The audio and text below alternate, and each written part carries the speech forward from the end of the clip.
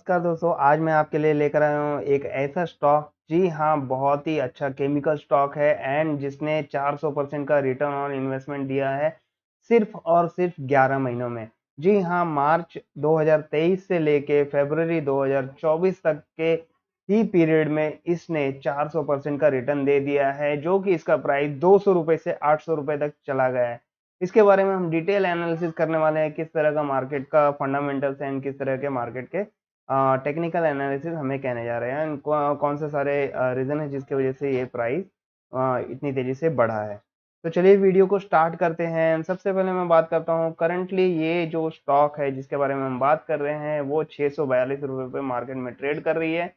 Market capitalisation अगर बात करूँ मैं तो मिड कैप कैटेगरी की ये स्टॉक है and sector definitely chemical sector से बिलोंग करने वाली स्टॉक है। मार्केट कैपिटलाइजेशन 41,526 करोड़ का मार्केट कैप है इसका। आरओसी की बात करूँ तो 30.3% का आरओसी है, जो कि बहुत ही मैसिव है एंड रिटर्न ऑन इक्विटी भी काबिले तारीफ है। यहाँ पे 62.5% का रिटर्न ऑन इक्विटी है।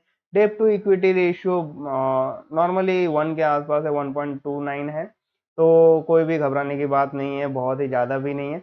रिजर्व की बात करें तो 764 करोड़ का रिजर्व कंपनी के पास पड़ा हुआ है। थोड़ा कंपनी के वैल्यूएशन के बारे में बात कर लेते हैं कि कंपनी का वैल्यूएशन कितना है एंड इसके लिए हमें क्या करना पड़ेगा, कंपनी का P and PV ratio sector के पी पीवी रेशियो से कंपेयर करना पड़ेगा। यहाँ पे मैं बता दूं, कंपनी का पी रेशियो करंटली 67.74 है, वहीं पे सेक्टर का पी रेशियो जो है वो 26.7 है। वहीं पे कंपनी का पीबी रेशियो 32.60 है एंड सेक्टर के पीबी रेशियो की बात करें तो ये 3.45 है। इसका मतलब कंपनी करंटली आपको ओवर वैल्यूड मिल रही है। जी हाँ, करंटली ओवर वैल्यूड है। अगर आप देखें तो यहाँ पे अगर आपके फंडामेंटल रेशियोज जो है उसके बेसिस पे अगर आप देखें तो कंपनी ओवर वैल्यूड है, डेफिनेटली नो डाउट। लेकिन कभी कभी क्या होता है कि कंपनी कुछ इस तरह से आउट परफॉर्म करती है, जिसकी वजह से उसके प्राइस भी बढ़ते हैं, उसका डिमांड भी बढ़ता है मार्केट में एंड जो ये ओवर वैल्यूएशन है इसे भी वो जस्टिफाई कर देती है एक सर्टेन टाइम में। तो आई थिंक जो भी इसका प्राइस अभी करंटली मार्केट में चल रहा है तो शायद आने वाले टाइम में उसे जस्टिफाई करके और भी अच्छा खासा रिटर्न अपने इन्वेस्टर को दे पाए। ठीक है, वहीं पे मैं कंपाउंडेड सेल ग्रोथ की बात करूंगा तो 10 ईयर का कंपाउंडेड सेल्स ग्रोथ इसका 10% के हिसाब से, जो कि काफी अच्छा है। 5 ईयर्स का भी बहुत ही अच्छा है, 26% है एंड 3 ईयर्स का अगर कंपाउंडेड ग्रोथ देखे सेल्स ग्रोथ तो ये 31% है एंड ट्रेलिंग 12 मंथ का देखे तो थोड़ा सा गिरावट दिखाई दे रहा है, यहाँ पे -21% दिखाई दे रहा है।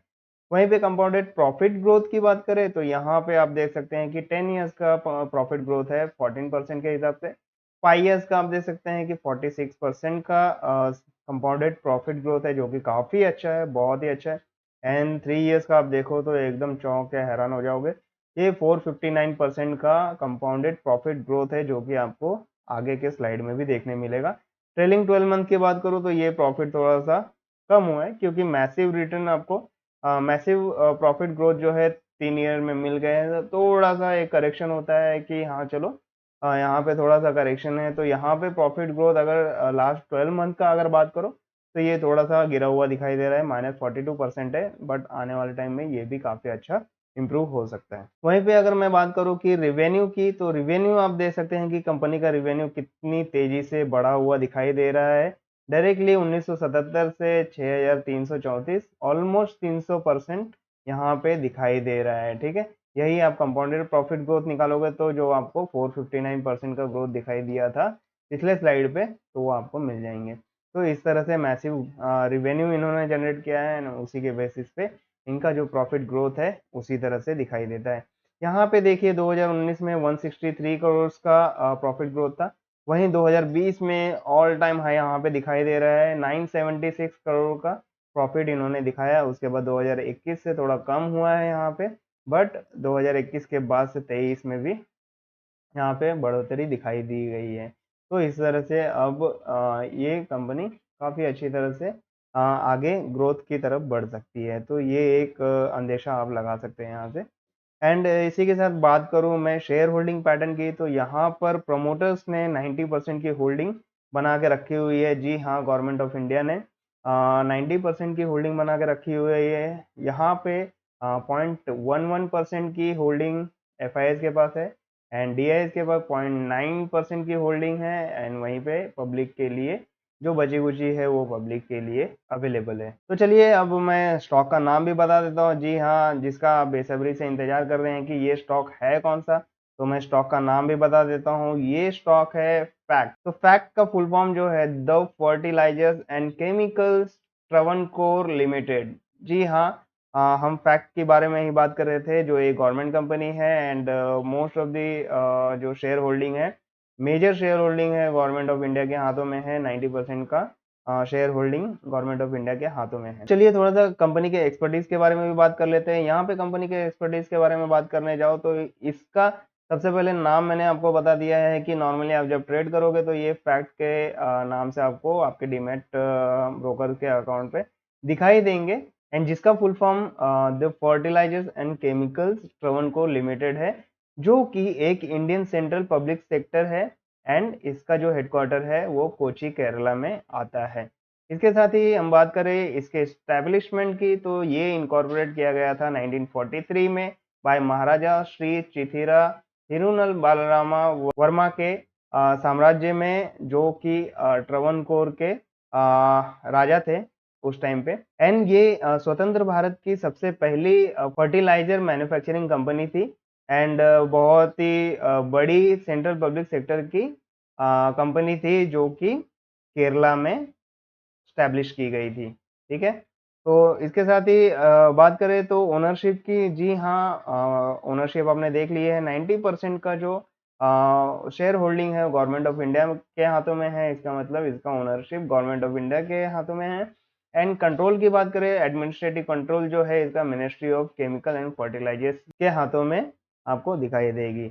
वहीं पर इसके 2 प्रोडक्शन यूनिट भी हैं, Udyogamandal complex UC at Eloor Udyogamandal and Cochin division at Ambalamedu. ठीक है, एंड 1947 में फैक्ट ने अपना जो अमोनियम सल्फेट का प्रोडक्शन स्टार्ट किया था with the capacity of 50,000 mega ton. ठीक है, तो ये 50,000 of mega ton per annum के कैपेसिटी से इन्होंने अपना जो प्रोडक्शन प्लांट था वो स्टार्ट किया था, इंस्टॉल किया था नियर केची उद्योग मंडल में। साथ ही हम बात करते हैं इनके प्रोडक्ट के बारे में, तो डेफिनेटली एक केमिकल कंपनी है and fertilization and different different type के फर्टिलाइजर्स ये मैन्युफैक्चर करती है। उसी में इनके मेन प्रोडक्ट जो है ammonia sulphuric acid, ammonium phosphate sulphate, ammonium sulphate, zincated ammonium phosphate, caprolactam and also complex fertilizers. इसके साथ ही gypsum, nitric acid, soda ash and coloured ammonium sulphate are the major by product. जो भी इनके major products हैं, ammonium sulphuric acid, ammonium phosphate sulphate, ammonium sulphate, zincated ammonium phosphate, caprolactam and other complex fertilizer जब इनके manufacture होते हैं तो इनके एक बाई प्रोडक्ट्स भी जनरेट होते हैं, जो कि आपको जिप्सम के रूप में, नाइट्रिक एसिड के रूप में एंड सोडा ऐश के रूप में आपको मिलते हैं, कलर्ड अमोनियम सल्फेट के रूप में आपको मिलते हैं एज ए बाय प्रोडक्ट। तो बाय प्रोडक्ट के भी काफ़ी यूज़ होते हैं एंड जैसे कि आप जानते हैं कि इनके मेन प्रोडक्ट के भी काफ़ी यूजेस हैं एग्रीकल्चर के फॉर्म में एंड अदर इंडस्ट्रियल पर्पस के लिए। तो ये थी कंपनी की एक्सपर्टीज एंड किस तरह के इन्होंने प्रॉफिट ग्रोथ दिखाए हैं, वो सारी चीज़ें भी आपको समझ में आ गई। अब फंडामेंटली तो हम समझ गए कि भैया कंपनी तो एकदम तगड़ी कंपनी है, जो कि अच्छा खासा आगे हमें रिटर्न दे भी सकती है। गवर्नमेंट ऑफ इंडिया की कंपनी है, तो डेफिनेटली अगर फिर से मोदी गवर्नमेंट अगर सामने आती है, बीजेपी गवर्नमेंट सामने आती है, जीत कर आती है, तो डेफिनेटली इसमें बहुत ही अच्छा ग्रो फिर से देखने मिलेगा, एक बड़ा बुलिश मूव और भी देखने मिलेगा। तो चलिए अब टेक्निकल एनालिसिस की भी बात कर लेते हैं, तो अपने चार्ट पर चलते हैं एंड इसमें किस तरह के प्राइस एक्शन आपको करंटली दिखाई दिए हैं और किस तरह के प्राइस एक्शन आगे बन सकते हैं, वो सारी चीज़ें हम डिस्कस कर लेते हैं। तो दोस्तों हम आ चुके हैं अपने चार्ट पर। यहाँ पे आप देख सकते हैं कि फैक्ट का मैंने चार्ट ओपन कर लिया है, डेली चार्ट ओपन किया हुआ दिखाई दे रहा है आपको यहाँ पे। और अगर मैं आपको थोड़ा सा यहाँ पे दिखाऊं कि 2022 के आसपास, या फिर आप यहाँ पे देख लो कि ऑलमोस्ट लास्ट मार्च 2023, ठीक है, मार्च के एंडिंग में 2023 मंथ में इसका प्राइस 200 के आसपास दिखाई दे रहा है, 198 200 के आसपास दिखाई दे रहा है। ठीक है, एंड ये जो 800, देखिए 900 के लेवल तक गया हुआ है प्राइस, 900 लेवल तक गया है। मैंने 200 मैंने 800 बोला था कि ऑल टाइम हाई बना है। यहाँ पे आप देख सकते हैं कि 900 के लेवल को टच किया हुआ है। ठीक है, तो ये ऑलमोस्ट 450% का रिटर्न है। मैंने 4% ही 400% ही बोला। ठीक है, तो यहाँ पे देख सकते हैं कितना मैसिव रिटर्न मिला है जस्ट जस्ट इन 11 मंथ। ठीक है, 11 महीनों में ही आपको 450% का रिटर्न मिला है, जो कि बहुत सारे पीएसयू सेक्टर में भी आपको देखने मिला है। बट ये भी एक इम्पोर्टेंट केमिकल कंपनी है गवर्नमेंट ऑफ इंडिया की। तो डेफिनेटली आगे आने वाले टाइम में किस तरह के इसके फ्यूचर हो सकते हैं, थोड़ा हम यहाँ पे प्रेडिक्ट करते हैं। तो यहाँ पे अगर मैं मंथली चार्ट आपको ओपन करके दिखाऊँ तो आप थोड़ा शॉक हो जाओगे। यहाँ पे देखो तो ये जो लेवल्स है 13 रुपये 20 रुपये, ठीक है, इस लेवल्स में दिखाई दे रहे हैं। हाई भी आप देखो तो 60 रुपये 70 रुपये के आसपास दिखाई दे रहे हैं। ये कब से कब की बात कर रहा हूँ, 2002 से लेके 2020 तक की बात कर रहा हूँ। 18 सालों में भी कुछ ज़्यादा मैसिव रिटर्न नहीं मिले हैं। लेकिन 2020 के बाद आप देख सकते हैं कि 2020 के बाद ये 50 रुपये के लेवल से उठकर 100 के लेवल को पार की है। बट अब 2023 से लेकर अभी करंट टाइम देखें, ठीक है, लास्ट 1 और 2 मंथ बैक की बात देखें तो यहाँ पर भी आपको 900 के लेवल पे टच करती हुई ये स्टॉक दिखाई दे रही है। ठीक है, तो इट मीन्स कि बहुत ही हैवी रैली आपको देखने मिली है यहाँ पे। इस लेवल के बाद एक हैवी रैली मिली है यहाँ पे प्रॉफिट बुकिंग भी हुई है, बट उसके बाद फिर से एक बड़ी रैली देखने मिली है। अब यहाँ से प्रॉफिट बुकिंग हो रहा है, फिर से एक पॉजिटिव कैंडल बनी है यहाँ पे। ठीक है, बट अभी जिस तरह के इलेक्शंस हो रहे हैं एंड विनिंग रिजल्ट आते हैं, उसके बाद जैसे कि ये एक गवर्नमेंट कंपनी है, गवर्नमेंट ऑफ इंडिया की कंपनी है, तो डेफिनेटली जिस तरह से एग्रीकल्चर के लिए इतने ज़्यादा बजट बनाए जा रहे हैं एंड उसके ऊपर फोकस किया जा रहा है, तो आगे चलकर ये बहुत ही अच्छी तरह से बूम हो सकती है एंड आगे चलकर 1000 के प्राइस को 2000 और 5000 के लेवल तक भी आपको दिखाई दे सकती है आने वाले टाइम में। बट हो सकता है उसके लिए थोड़ा थोड़ा समय लगे, लेकिन डेफिनेटली आपको इस तरह के लेवल्स तो जरूर दिखाई देंगे। तो चलिए वन वन डे के चार्ट पे चलते हैं, वहां पे देखते हैं कि किस तरह का प्राइस एक्शन बना हुआ है। यहाँ पे जैसा कि आप देख सकते हैं, वन डे के चार्ट पर आप देख सकते हैं कि यहाँ से 900 रुपए के लेवल तक गया हुआ है। ठीक है, ऑलमोस्ट 550 का लेवल है एंड 550 के लेवल से 900 के लेवल पे गया हुआ है। उसके बाद अब फिर से डाउन आया है इन सेम प्राइस पे, यहाँ पर आप देख सकते हैं इसी लेवल पर डाउन आया है एंड यहाँ से एक बड़ी कैंडल बनी है। बट यहाँ पे वॉल्यूम काफ़ी कम है, लेकिन आप ये नोटिस करो कि पीछे जो सेलिंग का वॉल्यूम है ना, उससे ज़्यादा है ये वॉल्यूम। ठीक है, तो यहाँ पे आप देख सकते हैं कि एक engulfing candlestick pattern, bullish engulfing candlestick pattern यहाँ पे आपको दिखाई दे रही है।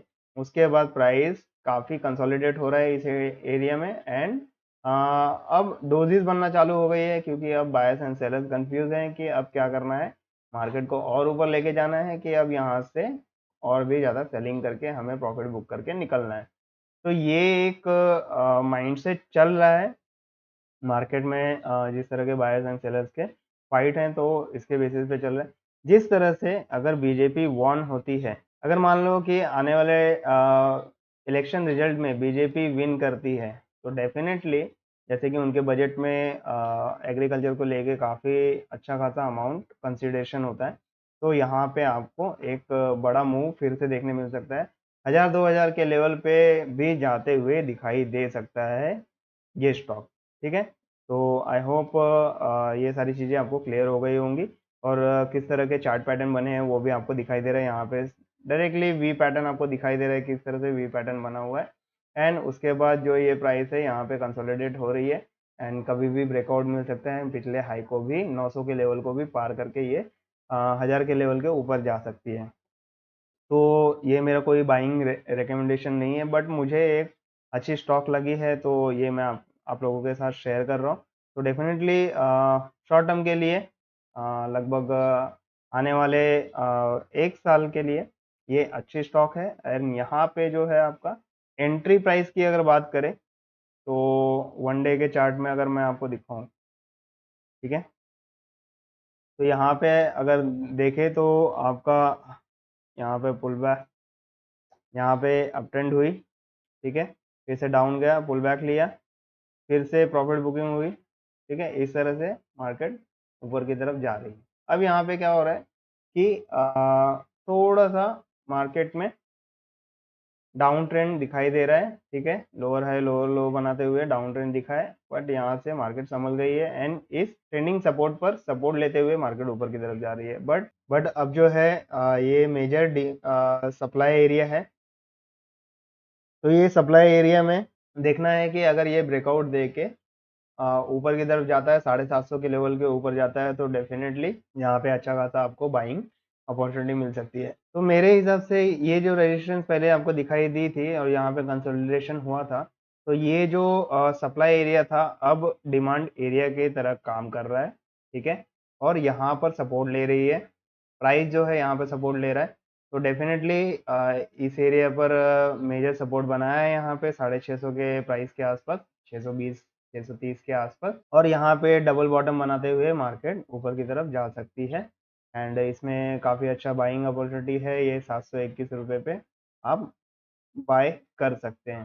तो ये एक अच्छी स्टॉक मुझे लगी, तो ये मैं आपके साथ शेयर कर रहा हूँ। तो डेफिनेटली ये कोई बाइंग रिकमेंडेशन नहीं है, आप अपना एनालिसिस खुद करें एंड खुद डिसाइड करें कि इसमें एंट्री लेनी है या नहीं लेनी है। ओके, तो चलिए आज के वीडियो में इतना ही। आई होप आज का वीडियो आपको काफ़ी पसंद आया होगा। अगर ये वीडियो आपके लिए यूज़फुल रहा हो तो डेफिनेटली वीडियो को लाइक एंड शेयर करना बिल्कुल ना भूलें एंड चैनल पे पहली बार आए हैं तो चैनल को सब्सक्राइब करना भी बिल्कुल ना भूलें। तो चलिए मिलते हैं नेक्स्ट वीडियो में एक नए स्टॉक के साथ, नए एनालिसिस के साथ, नए एनालिसिस पैटर्न के साथ।